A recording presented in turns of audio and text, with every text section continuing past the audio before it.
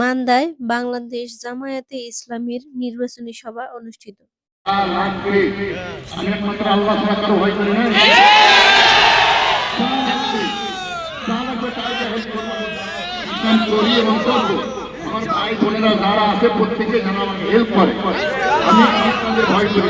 আমরা যে সুযোগটা আল্লাহ দিয়েছে আমাদেরকে, আমরা এতদিন যে কথাগুলো ঘরের কোনায় বলতে পারিনি, এখন কিন্তু ওপেন বলতেছি।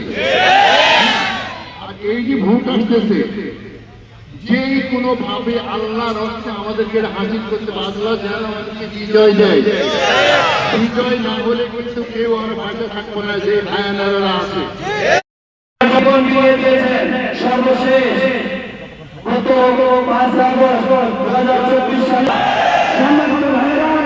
আজকে আমার কিছুক্ষণ আগে কামরুল ভাই বলে গিয়েছেন, রাকিব ভাই রাকিব ভাইয়ের বিরুদ্ধে রাস্তায় কি মানুষেরা কখনো কোন চাঁদাবাজির কারণে আরো মার্কেটা কি ইনশাআল্লাহ। আমরা দেখেছি নেতার পরিবর্তন হয়েছে, দলের পরিবর্তন হয়েছে, মার্কার পরিবর্তন হয়েছে। নীতির পরিবর্তন না হওয়ার কারণে আমাদের জনগণের ভাগ্যের পরিবর্তন হয় না।